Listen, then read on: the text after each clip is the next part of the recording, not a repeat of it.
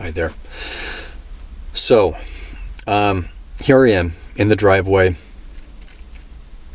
I am, my plan, I barely have a plan. I was just so enraged and I was so, hopeless. I felt hopeless. I was going to go inside, and my father had a firearm safe in the basement. He kept the keys to those safe in his pocket, I think his right pocket, at all times.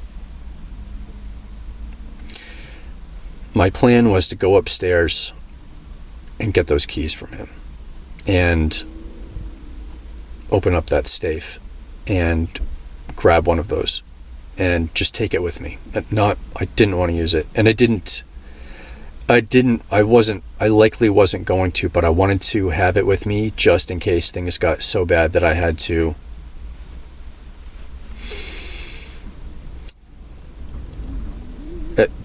due to YouTube restrictions on speech. I have to make my language, I have to alter my language, but I had to have a way of I had to have an exit strategy. And so I was going to grab that and then leave again. I went upstairs. My father was right there in the kitchen as I got upstairs. I grabbed him. We ended up being on the floor. And I was going to reach into his pocket and grab those keys. There was a bit of a struggle, and I couldn't, and all of a sudden I was getting beat over the head by my mother. She was either beating me with her fists or an object of some sort. And my father, this had just happened. It was within just moments of me getting upstairs, this just happened. And my father yelled, "Call the police." And my mother said, and it's funny the things that you remember in these states, like the things that are blurred out, but the few things that are crystal clear that you remember. And she said, "I will." But she didn't say it like that. She said, "I will." There was such contempt in her voice. There was such a vengeful kind of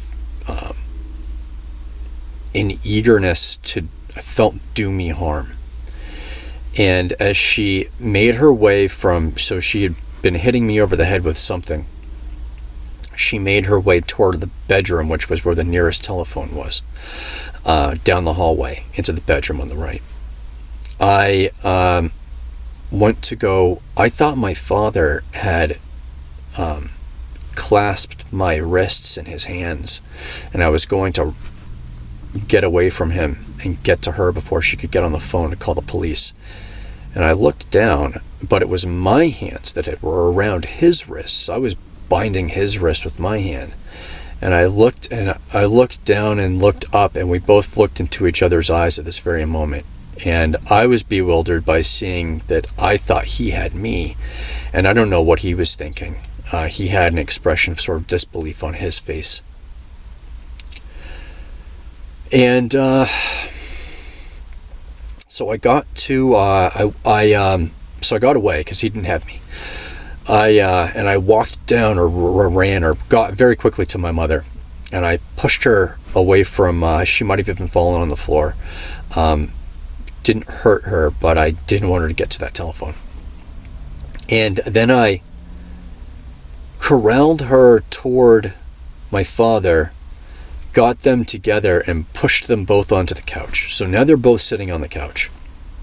They're away from the telephone. And this was, getting the keys was no longer, wasn't even thinking about it at this point. I had no plan. I was just in a blind rage. And I just unleashed everything that was just a stream of consciousness, just all of the I started revealing my mother. The awful things I could see that she had done to me, was doing to me, and had done in the past. And my goodness, I can't remember nearly any of the stuff that I said, only a few things, and I said some terrible things. And I told them not to get up. This was, or I would hurt them. I did say, do not get up, listen to me. I wanted that opportunity in that moment for them to do nothing but listen, no interruptions. And I don't know how long I went on for. I was in such a state. I was crying. I was pacing. I was inconsolable. I was in a fit of rage I'd never experienced in my life. It was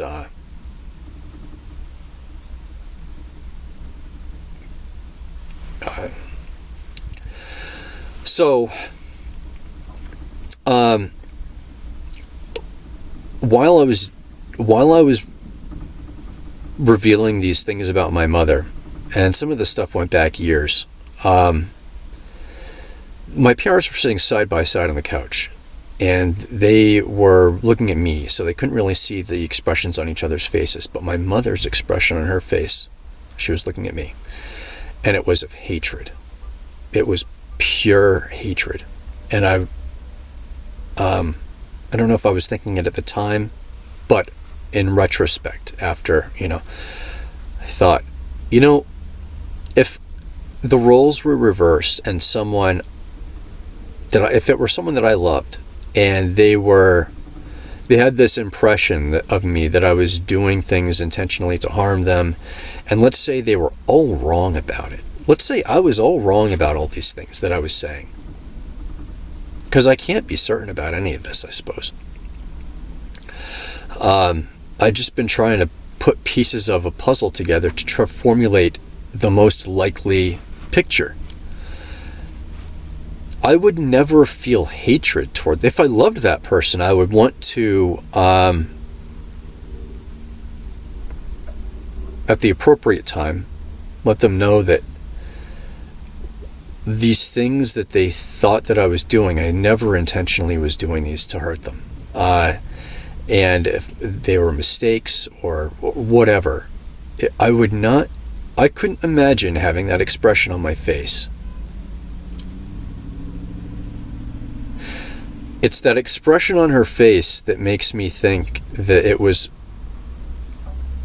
what I was revealing about her was true, and she was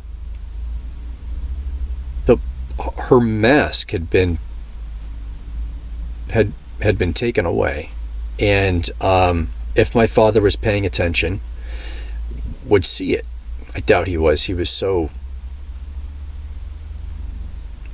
his judgment is so clouded about her, I think. But she looked like she hated me. And as I had begun to finish this just rant, and I was just, I needed to get that out, that information out. My father said, what if your mother stays at a hotel for a while?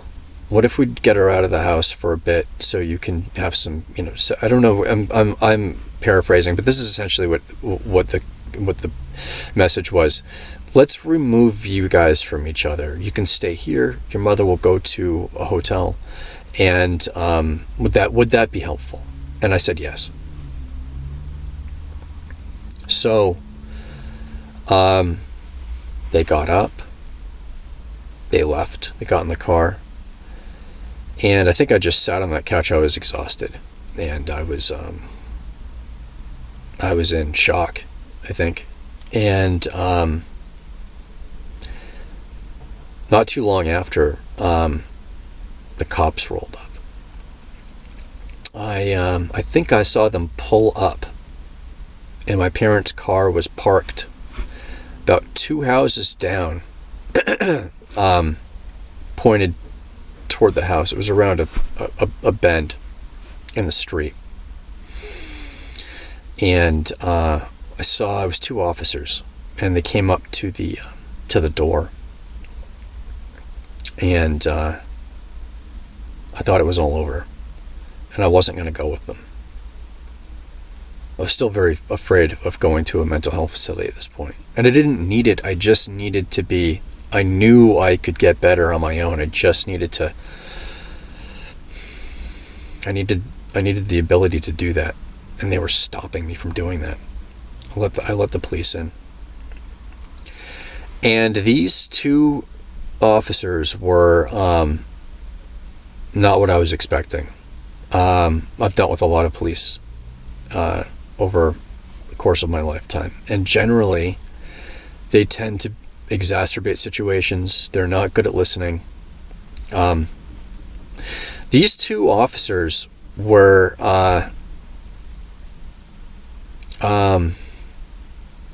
kind, and they asked me to explain to them what was going on, and I did, and they listened to me, and they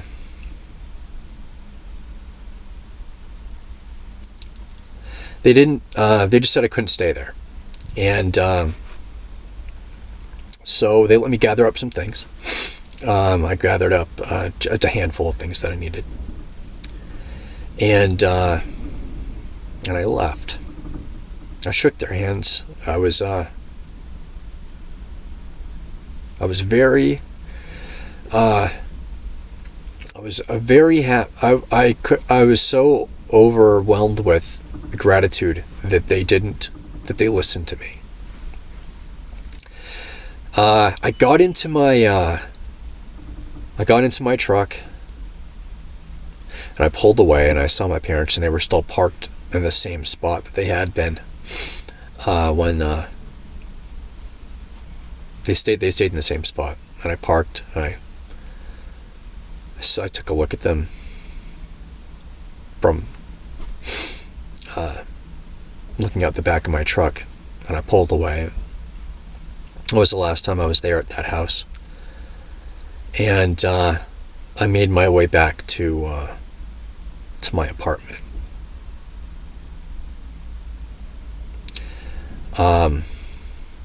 Okay, I'll stop there, and only just a handful of videos left to make.